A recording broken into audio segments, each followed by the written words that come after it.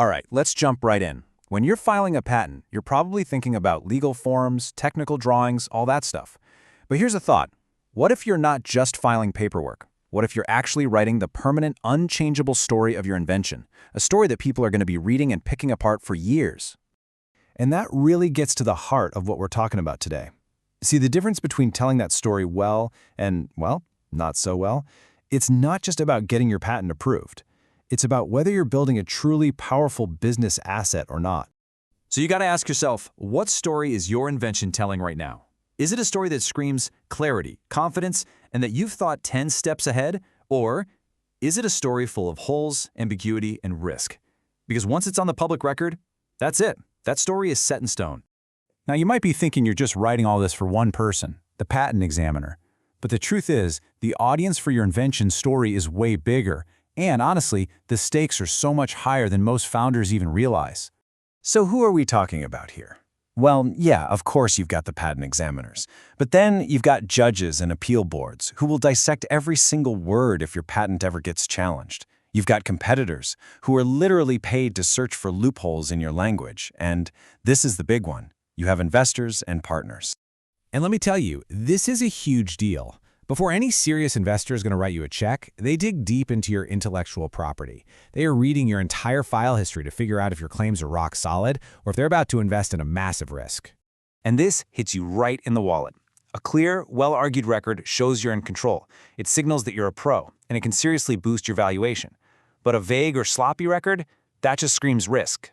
It makes investors really, really nervous, and it can absolutely kill a funding round. Dead. Okay. So now that we know the stakes, how do you actually write a story that's going to protect you for years to come?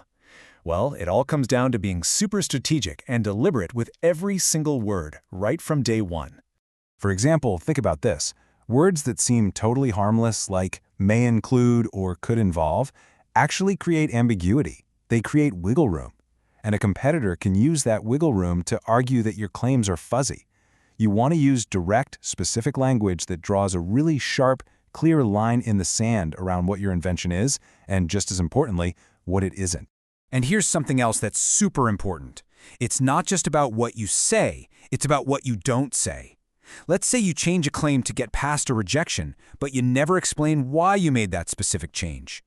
Later on, someone can argue that your silence was you admitting a weakness, and that can seriously limit the scope of your patent. You have to document your reasoning, your intent. It's everything.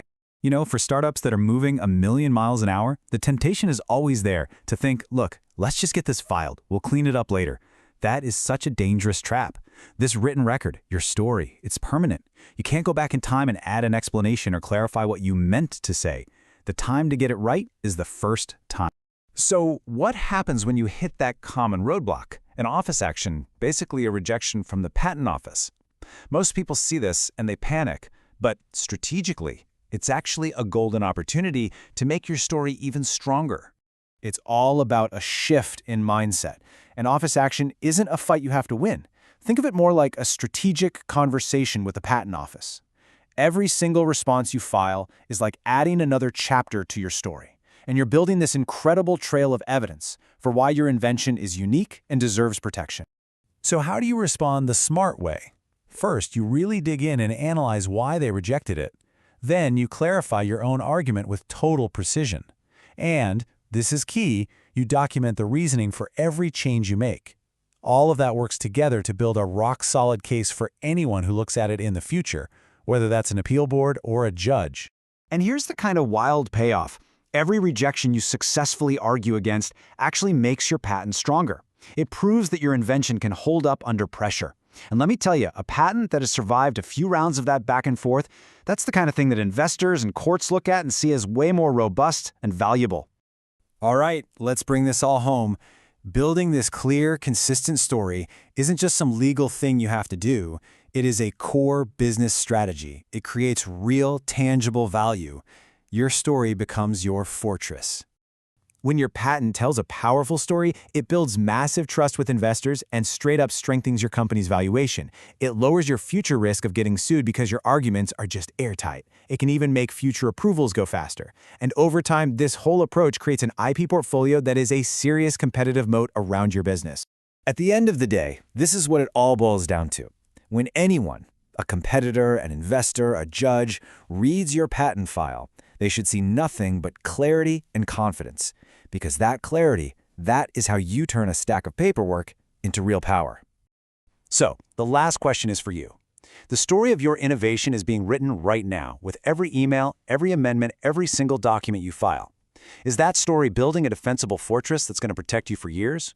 Or is it building a house of cards, just waiting for the first strong wind to come along and blow it all down?